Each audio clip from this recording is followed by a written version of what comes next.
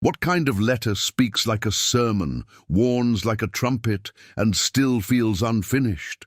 Who was it written to, and why does it sound so urgent? And why has the book of Hebrews unsettled readers for centuries?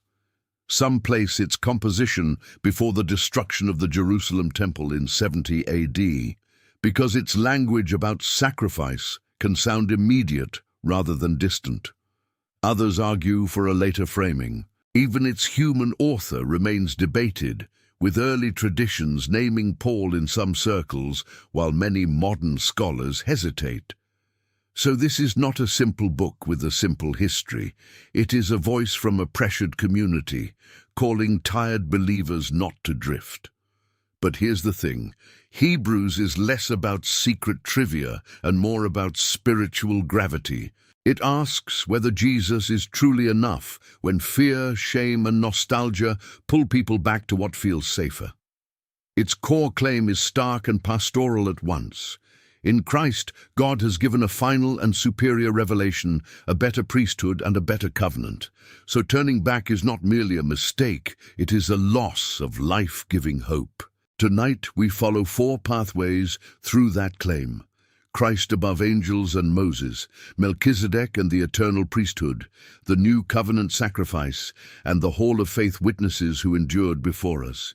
Each pathway reveals a different layer of one message: hold fast. First, Christ above angels and Moses. In a world where angels were honored as heavenly messengers and Moses stood as the mediator of Torah, Hebrews dares to rank Jesus above both. Not to insult what came before, but to complete it. If angels delivered messages, Christ is the message embodied.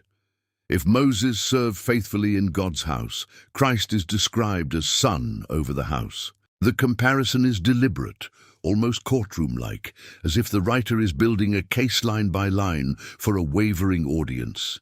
Second, Melchizedek and the eternal priesthood. This is where Hebrews becomes strange to modern ears and deeply compelling to ancient ones. Melchizedek appears briefly in Genesis and again in Psalm 110, then seems to vanish. Hebrews reopens that mystery and argues that Jesus' priesthood is not based on tribal inheritance like the Levitical line, but on an enduring order associated with Melchizedek. Some details are interpreted typologically rather than biographically, but the point is clear: this priesthood cannot expire. Third, the new covenant sacrifice. Here, the argument grows sharper and more emotional. Repeated temple offerings are portrayed as unable to fully cleanse the conscience in the way Hebrews envisions, while Christ's self-offering is presented as once for all. The language is theological, but it is also personal. Guilt, fear, and distance from God are not treated as permanent prisons. The writer insists that access is opened not by ritual repetition, but by a decisive act. And then comes the hall of faith witnesses. Names rise like echoes through history. Abel, Noah, Abraham, Sarah, Moses, and many others. They did not all receive in their lifetime what was promised. Some saw victories, some endured loss, exile, and violence. Hebrews does not sanitize their stories. It frames faith not as easy confidence, but as costly endurance anchored in what is unseen. If your soul is tired, this matters. If obedience feels slow, this matters. So the question beneath every line is still alive. When pressure rises, will we drift back or press forward into the better promise Hebrews proclaims? By the end, we are not just studying an ancient text.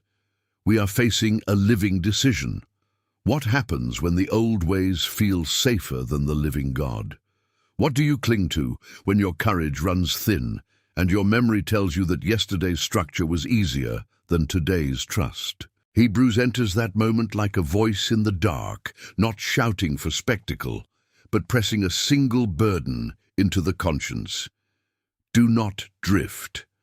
The people behind this text appear to be under strain, social pressure, and fatigue. The details of place and date are debated, and scholars continue to argue over authorship, yet the pulse of the message is unmistakable. This is a community tempted to step backward toward familiar religious patterns, and the writer responds with a relentless argument that backward is not neutral. Backward can become unbelief wrapped in nostalgia. If fear whispers that old securities can save you, Hebrews answers with a claim both theological and deeply personal. God has spoken decisively in the Son. If that is true, then every substitute, even a respectable one, becomes smaller than it once seemed. The issue is not whether Moses was faithful. The issue is whether Moses was final. The issue is not whether angels matter. The issue is whether angels can do what the Son has done. That tension is where our path begins. Christ above angels and Moses is not a casual comparison, and it is not an insult to Israel's story. It is a courtroom argument about rank, role, and fulfillment. Hebrews opens by saying that God spoke in many ways in former times, but now has spoken in a Son. The contrast is not old versus evil. It is partial versus climactic. It is servant versus heir. It is message versus embodiment. Why bring angels into this at all? In Second Temple Jewish thought, angels were associated with divine mediation and awe in ways that still echo through ancient literature. To place Jesus above angelic messengers is to say that revelation has moved from envoy to source, from torchbearer to sunrise. Hebrews uses scriptural citations in rapid sequence, as if building stone upon stone. The Son is addressed in royal and divine terms that no angel receives in the same way. Even where interpretation is debated, the rhetorical intent is clear. The Son is not one luminous figure among many. He is uniquely enthroned. And then Moses. Here the argument becomes delicate.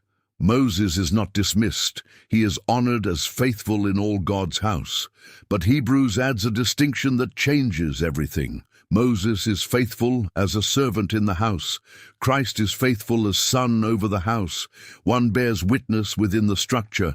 The other possesses authority over it. If you belong to that house, the text says, you hold confidence to the end.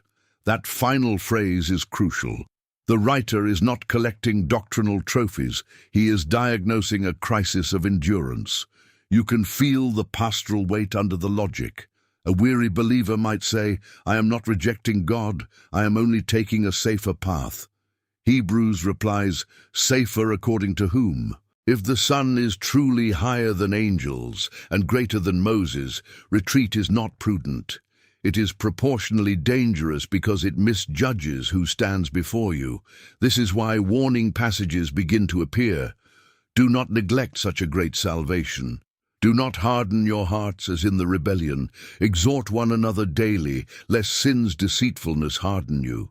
These lines are not detached threats. They are alarm bells in a house where people are falling asleep near an open fire, and there is a deeper contrast running underneath. In the wilderness tradition, an entire generation witnessed mighty acts and still failed to enter rest. Hebrews reads that memory as mirror, not museum. The question is no longer only what happened in the desert.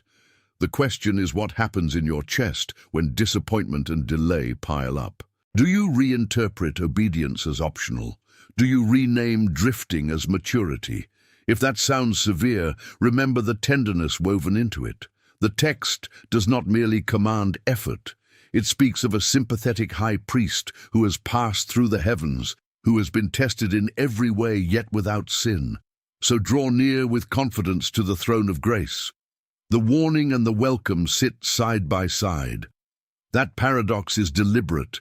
You are not called to white-knuckled religion. You are called to bold dependence. So the first movement of Hebrews leaves us with a sharpened dilemma. If Christ is greater than the most revered mediators, then no older structure can carry the same final authority. If that is true, then drifting is not harmless transition. It is misalignment with the center of revelation. But a hard question rises immediately. How can Jesus be final if he is not from Levi, the priestly tribe? How can he mediate access if he does not stand in Aaron's line?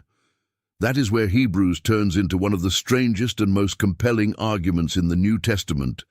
A shadowy figure from Genesis steps forward, and the ground shifts under our feet.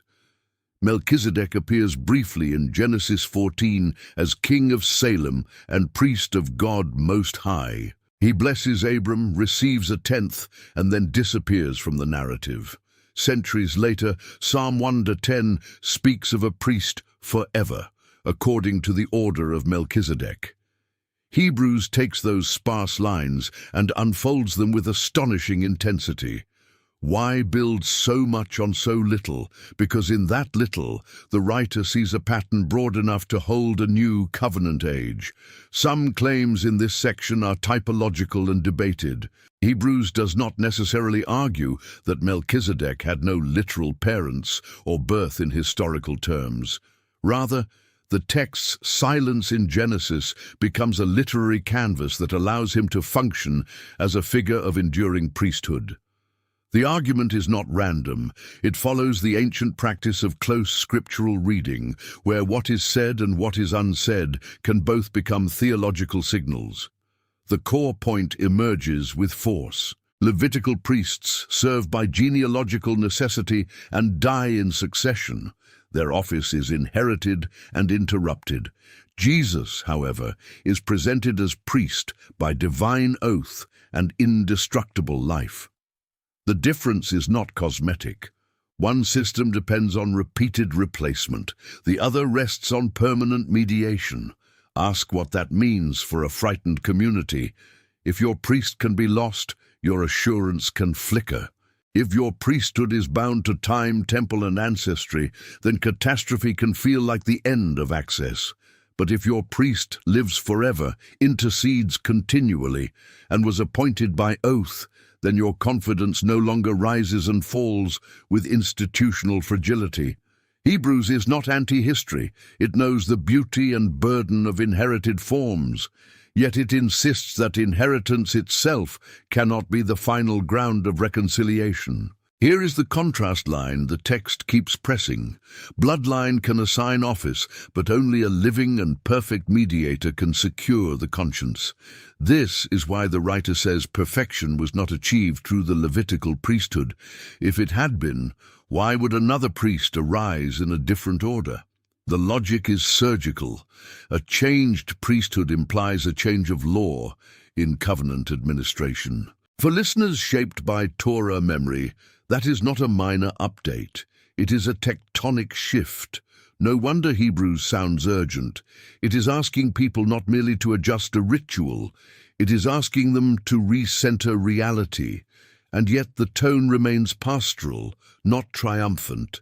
The writer knows people don't retreat only because of bad doctrine.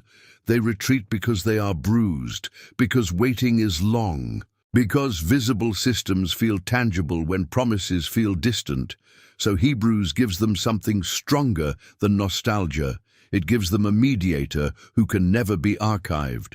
Listen to the tenderness embedded in the doctrine.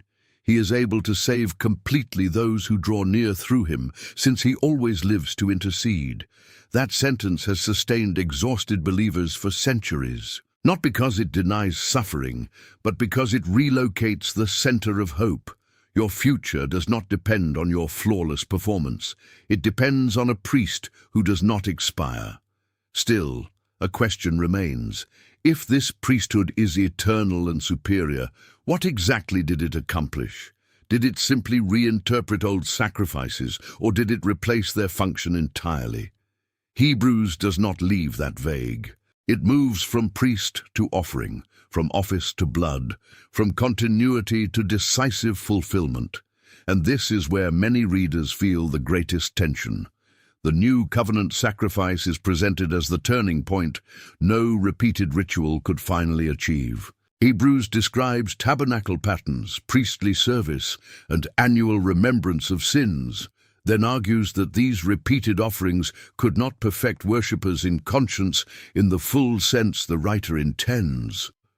The critique is not that God's earlier commands were meaningless. It is that they were provisional, anticipatory, and symbolic within a larger trajectory. In this framework, repetition itself becomes evidence of incompletion. If sacrifices had finished the matter, repetition would have ceased. Instead, repetition testified that cleansing was signified but not consummated. Hebrews then places Christ at the center as both priest and offering, entering not an earthly sanctuary made by hands, but the heavenly reality those structures pointed toward.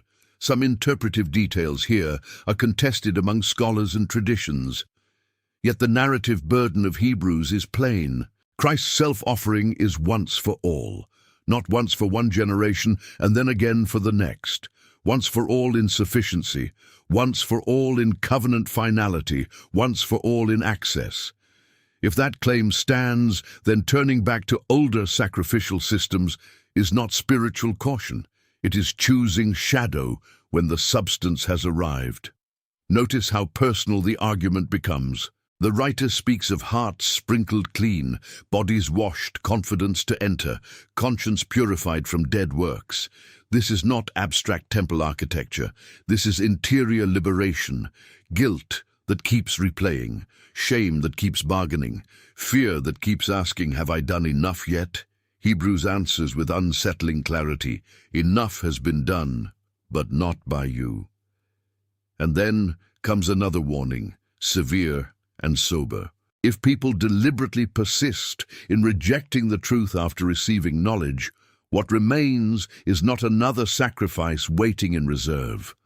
The point is not to terrify tender consciences into despair.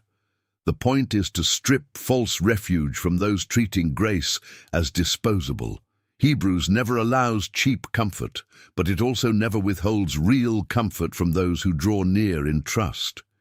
Here is the contrast we must hold. Presumption says, I can drift and return whenever convenient. Faith says, I tremble and still I come, because mercy has opened the way. Presumption shrugs at holy things. Faith clings to them with empty hands. A brief pastoral line belongs here.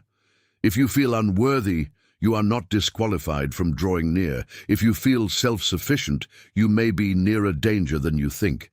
As the argument unfolds, covenant language becomes central. Hebrews quotes Jeremiah's promise of a new covenant, where God's law is written on hearts and sins are remembered no more. The old is called obsolete in relation to covenant administration, aging toward disappearance in the writer's horizon. Some place this before 70 AD, others read it differently. Either way, the theological point remains.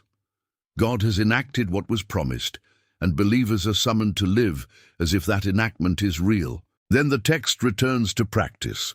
Hold fast the confession, draw near with sincere hearts, stir one another to love and good works. Do not abandon gathering together. Why mention community right here? Because drifting rarely happens in a dramatic leap. It often begins as quiet isolation, then private reinterpretation, then eventual surrender to whatever fear was demanding all along. So the third movement answers our dilemma with painful precision. If Christ's sacrifice is decisive, then backward is not merely old-fashioned. Backward can become unbelief disguised as reverence. Yet Hebrews knows that doctrine alone does not keep people steady.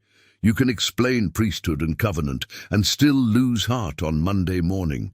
You can agree with theological claims and still fold under pressure when obedience costs too much. So the writer turns to memory, not of institutions, but of lives. A long procession of witnesses enters the scene, and suddenly the argument has faces. The Hall of Faith is not a museum of perfect heroes. It is a testimony that trust can survive delay. Abel offers. Noah builds under warning of what he does not yet see. Abraham leaves without a full map. Sarah receives strength in barrenness. Moses chooses reproach over palace privilege. Others conquer kingdoms, administer justice, shut mouths of lions. Others are tortured, mocked, imprisoned, sawn apart. Hebrews places triumph and suffering in the same chapter, so no one can mistake faith for a transaction. Would you still call it faith if it does not deliver immediate relief? Would you still obey if the promise unfolds beyond your lifespan? Hebrews answers yes, and then deepens the wound. Many did not receive the fullness in their own day, because God had provided something better involving us, so that apart from this completion, they would not be made perfect. Time itself becomes communal. Their waiting and our waiting are mysteriously linked. This section is often quoted for comfort, but it should also unsettle. Faith is defined as assurance of things hoped for, conviction regarding realities not seen. That can sound gentle until you realize what it requires. You are asked to stake action on promises not yet visible. You are asked to measure reality by God's word rather than by immediate outcomes. The writer does not hide the cost. Some escaped the sword, some died by it, some experienced deliverance, some wandered in deserts and caves. Same faith, different earthly outcomes. This prevents two distortions at once. Despair that suffering means God has abandoned you. Second, arrogance that blessing means you have mastered spiritual laws. And then Hebrews pivots from them to us. Since we are surrounded by so great a cloud of witnesses, lay aside every weight and the sin that clings so closely, and run with endurance the race set before us, looking to Jesus. The crowd of witnesses is not presented as spectators of your performance, so much as testifiers to God's reliability. They are evidence that endurance is possible, not proof that pain is absent. There is discipline language too, difficult but necessary. Hardship is interpreted in places as divine training, not rejection. The call is to strengthen weak knees, make straight paths, pursue peace and holiness. Warning and consolation remain intertwined. The text never flatters, and it never abandons. If your modern instincts resist this, you are not alone. We live in an age that can confuse immediate relief with ultimate good. Hebrews dares to ask a more piercing question. What if the path that feels severe now is the one that keeps you alive later? What if your exhaustion is not proof that the promise failed, but the arena where endurance is formed? The chapter ends, and the letter does not become soft. It moves toward images of shaking, mountain, fire, and an unshakable kingdom. The implication is stark. Many things that feel permanent can be shaken. Structures, status, confidence in self, inherited securities, all can tremble. What remains is what God establishes. So where does that leave our original dilemma? Fear says, go back to what can be managed. Shame says, hide in ritual distance. Nostalgia says, yesterday was purer, safer, simpler. Hebrews replies with a different axis. Christ is greater than angels and Moses, priest forever in a non-expiring order, mediator of a better covenant through a decisive sacrifice, and anchor of a faith that endures without guarantees of immediate ease. If these claims are true, then retreat is not humility. It is refusal of greater mercy. But we should speak carefully. Hebrews is not a permission slip for contempt toward Jewish tradition or any caricature of the so-called Old Covenant. Such readings have done real harm historically. The letter is an intra-biblical argument about fulfillment and finality in Christ, written from within reverence for Israel's scriptures. Its urgency is covenantal, not anti-Jewish polemic. That distinction matters morally and historically. We should also keep interpretive humility where needed. Questions of dating, authorship, rhetorical genre, and the exact social crisis remain debated. You can hold those uncertainties and still feel the force of the message. The center does not depend on solving every historical puzzle first, and the center is this living decision. When pressure rises, do you reinterpret drift as wisdom, or do you hold fast to the better promise? When your conscience accuses, do you multiply self-atonement projects, or do you draw near to the one Hebrews calls sufficient? When delay stretches, do you call faith foolish, or do you join the witnesses who obeyed before seeing? A gentle, pastoral word, and only this. The command to endure is not a demand to pretend strength. It is an invitation to keep coming near. Endurance in Hebrews is communal, prayerful, and Christ-centered. You are not asked to survive alone. Now take one final look at the architecture of the argument. The Son is higher than every prior mediator. The priesthood is secured by oath and life that does not end. The sacrifice is singular in efficacy, not endlessly repeated for completion. The witnesses prove that faith can remain loyal through both victory and loss. Every beam points to one house, and the door of that house is open, but it is not open in every direction. It opens forward. So perhaps the real mystery of Hebrews is not who wrote it, though that question remains. Perhaps the deeper mystery is why modern readers still feel exposed by it. Maybe because it sees us too clearly. It sees how quickly we trade costly trust for manageable religion. It sees how often we rename retreat as discernment. It sees how fear can dress itself in piety. And still, it does not leave us in accusation.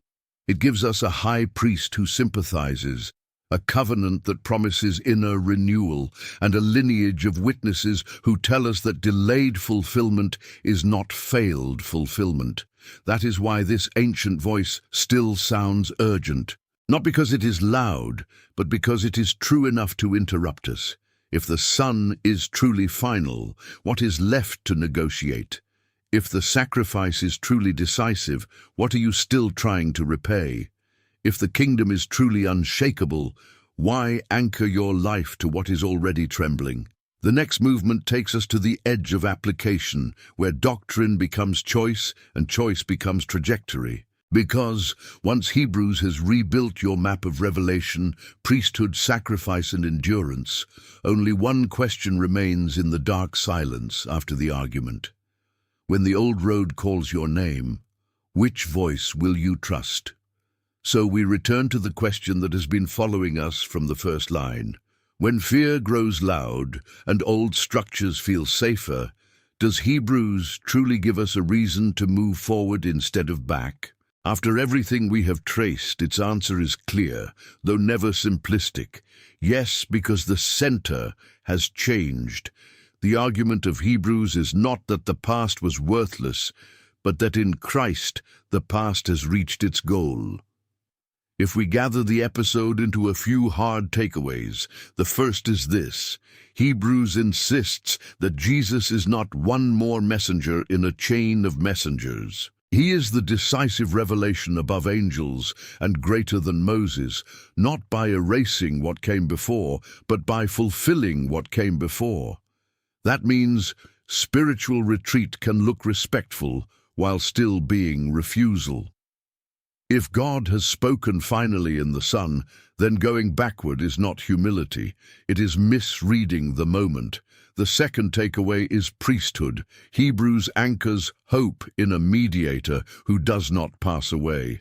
The Melchizedek argument is debated in parts, especially how typology is being used, but the thrust remains steady. This priesthood is not fragile, not temporary, not dependent on the cycle of succession.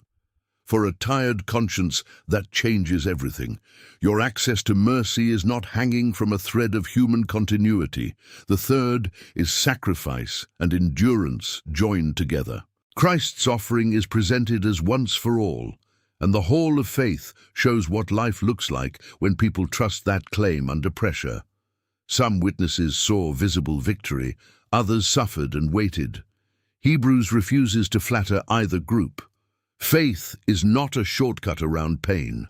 It is loyalty to God's promise when outcomes remain unfinished.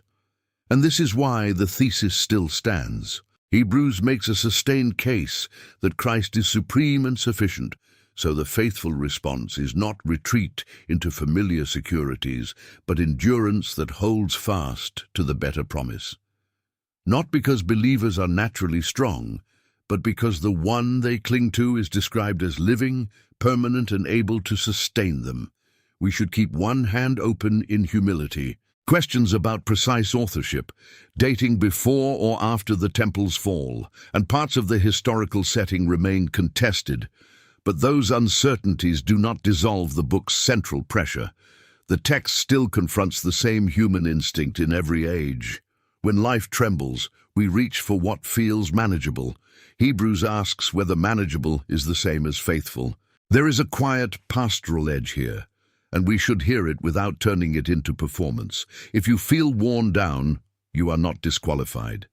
If you feel torn between trust and self-protection, you are not alone. The call to hold fast is not a command to pretend certainty. It is an invitation to keep drawing near, even with shaking hands. Maybe that is the deepest mystery of this book. It wounds our illusions, then offers confidence. It warns without cruelty. It comforts without softness. It tells us that drifting is real, but so is grace. It tells us that memory can become an idol, but promise can become an anchor. And in the end, the four movements become one voice. Christ above every mediator, you are tempted to treat as final, a priesthood that does not expire when institutions crack, a sacrifice that does not need to be repeated to remain enough. Witnesses who prove that endurance is possible in both triumph and loss. If that voice is true, then the decision is no longer abstract. Every season of pressure becomes a crossroads. Every fear becomes a test of trust. Every nostalgic pull becomes a question of allegiance. Stay with us for the next episode, where we step into one of Scripture's most unsettling warnings and ask who it was meant to awaken. Before we close, based on what we uncovered today, answer this in the comments. Do you think when pressure hits you drift back or hold fast to Christ? And as always, God bless you.